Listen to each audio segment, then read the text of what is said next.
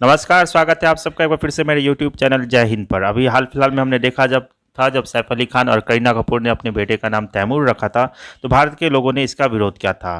तो आज हम आपको बताते हैं कि उस विरोध का असली कारण क्या था। तो हम आपको बताते हैं कि 1399 ईस्वी में जो है तैमूर नाम का एक लंगड़ा जो था, तैमूर लंग जिसका पूरा नाम था, उसने भारत पर भयानक आक्रमण किया था।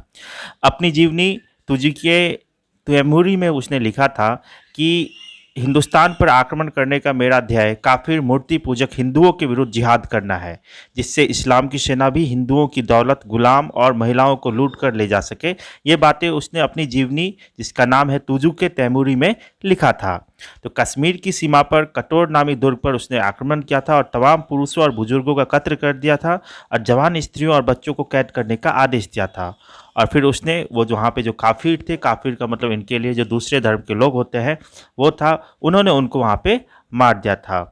जब तैमूर दिल्ली के पास के एक छोटे से शहर लोनी पहुंचा था, तो वहाँ उसने वहाँ के सभी जो हिंदू थे सबको उसने अपने कब्जे में ले लिया था। और जब उसको यमुना पार करके दिल्ली पे आक्रमण करना था, तो उसने अपने सभी सेनापति को आदेश दिया था कि कैंप में जितने भी शत्रु है, यानी जितने भी हिंदू को उसने वहाँ पे कैद करके रखा हुआ है, सबको मार दिया जाए। वो अपनी किताब में लिखता है कि ये जो काफिर हैं, यानी वहाँ जो हिंदू जिसको उसने वहाँ पे कैद किया था, उनके बारे में वो लिखता है कि उन लोगों को सिवाय तलवार का भोजन बनाने के कोई मार्ग नहीं था। इसीलिए मैंने कैंप में घोषणा करवा दी कि जितने भी बंदी है सबको मार दिया जाए, और इस आदेश को पालन करने में जो भी लापरवाही बरते उसको भी मार दिया जाए। तो इस तरह से वहाँ पे उसने लगभग में तैमूर ने 1 लाख से ज़्यादा हिंदुओं को कत्लेआम वहाँ पे उसने किया था।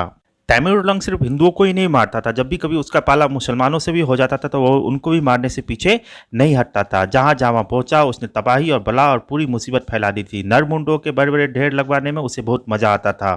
तुगलक बादशाह नसरुद्दीन महमूद को हराकर तैमूर ने दिल्ली में प्रवेश किया था, और इसी के साथ तुगलक वंश की समाप्ति हो गई थी। यानी एक तरह से तैमूर ने तुगलक वंश को सर्वनाश कर दिया था। सन 1405 ईस्वी में तैमूर की जो है साधारण जुखाम से ही मृत्यु हो गई थी। और आपको हम बताते हैं कि तैमूर और बाबर में भी एक करीबी रिश्ता था। बाबर जो थे वो तैमूर का तीसरा पोता था, और बाबर का पुत्र फिर हुमायूं हुआ, हुमायूं का अकबर, अकबर का जहांगीर, जहांगीर का शाहजहां, शाहजहां का पुत्र औरंगजेब हुआ। यानी कि ये जो बाबर है, अकबर है, हुमायूं है, ये सब उसी आक्रमणकारी के पोते थे जिसने भारत में आके लाखों लोगों को मारा था, लाखों लोगों का उसने कत्ल किया था, सरेआम लूटपाट मचाया था। ये सब उसी के वंशज हैं। आपको ये जानकारी कैसे लगी एक बार कमेंट करके जरूर बताइएगा। तो मिलते हैं आपसे कल एक बार फिर से एक नई वीडियो के साथ। तब तक के लिए जय हिंद, वंदे मातरम।